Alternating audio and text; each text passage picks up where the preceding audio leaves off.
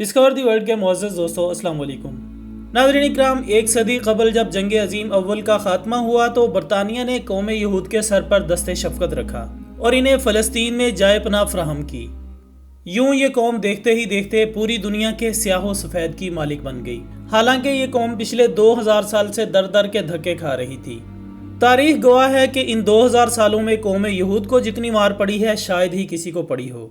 بابل کے بادشاہ بخت نصر سے لے کر جرمن کے جرنیل ہٹلر تک ایک طویل داستان ہے، لیکن پچھلی ایک صدی سے انہیں جو مرکزی حکومت ملی ہے، اس کے بعد یہ پوری دنیا پر نہ صرف حکمرانی کا خواب دیکھ رہے ہیں بلکہ صہیونی نظریات بھی پوری دنیا پر مسلط کرنا چاہتے ہیں۔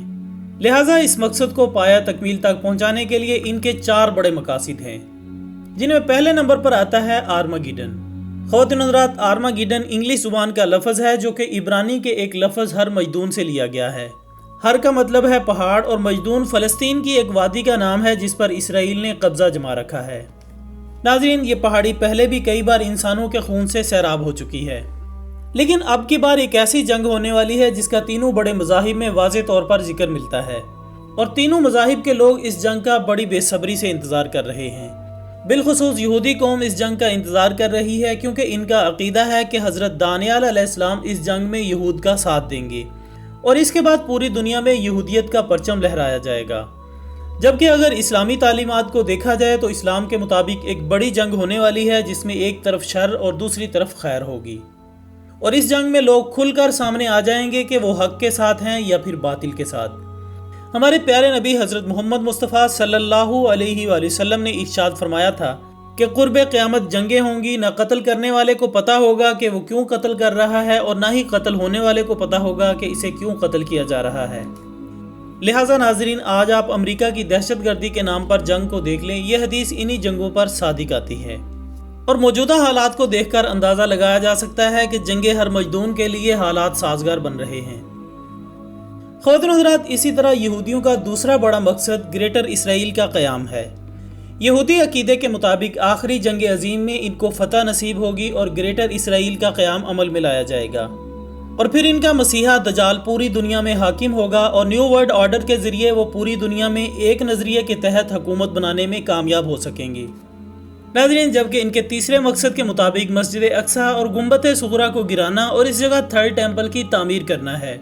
دوستوں، مسجد اقصی اور گنبد صغریٰ جو کہ مسلمانوں کا قبلہ اول ہے، یہودی اس کو شہید کرنا چاہتے ہیں تاکہ مسلمانوں کے تمام نقوش سرزمین فلسطین سے بالکل ختم کر کے ان کے اس دعوے کو ہی ساقط کیا جا سکے کہ جس دعوے کے تحت وہ فلسطین پر اپنا حق جما رہے ہیں۔ ان کا مقصد وہاں اس تھرڈ ٹیمپل کی تعمیر کرنا ہے جسے حضرت سلیمان علیہ السلام نے 1000 سال قبل مسیح میں تعمیر کیا تھا، لیکن بعد میں بخت نصر نے اسے مسمار کر دیا تھا، اور اس کے بعد سکندر ذوالقرنین کے دور میں پھر سے تعمیر کیا گیا، لیکن اس کے بعد 70 صدی عیسوی میں اسے پھر سے مسمار کر دیا گیا اور تاحال تعمیر نہیں ہو سکا۔ جبکہ موجودہ وقت میں اس کی صرف ایک دیوار باقی ہے جسے دیوار گریہ کہا جاتا ہے، وہی دیوار گریہ جہاں جا کر یہودی آہوزاری کرتے ہیں۔ لیکن یہودی اب چاہتے ہیں کہ جلد از جلد مسجد اقصی کو شہید کر کے اس کی جگہ تھرڈ ٹیمپل یعنی ہیکل سلیمانی کی تعمیر کی جائے، اور ٹیمپل کے ساتھ تھرڈ کا لفظ اس لیے استعمال کیا جاتا ہے کیونکہ یہ ٹیمپل پہلے بھی 2 بار تعمیر ہو چکا ہے اور اب اس کی تیسری دفعہ تعمیر کی کوشش کی جا رہی ہے۔ ناظرین، ان کا چوتھا اور آخری بڑا مقصد تخت داؤدی کو واپس لانا ہے۔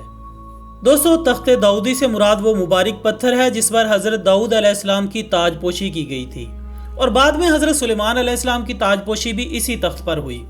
بعد ازاں حضرت سلیمان علیہ السلام نے اس پتھر کو اسی ہیکل میں رکھ دیا جس کو انہوں نے تعمیر کروایا تھا۔ پھر اس کے بعد ہر یہودی بادشاہ کی اسی تخت پر تاج پوشی ہوتی رہی۔ 70 صدی عیسوی میں جب رومی جرنیل ٹائٹس نے ہیکل کو گرایا تو وہ تخت بھی اپنے ساتھ روم لے گیا۔ روم سے پھر یہ آئرلینڈ گیا، آئرلینڈ سے اسکاٹ لینڈ گیا، اور پھر 14ویں صدی عیسوی میں برطانیہ لے جایا گیا، اور اس وقت سے لے کر آج تک برطانوی پارلیمنٹ کے چرچ میں موجود ہے۔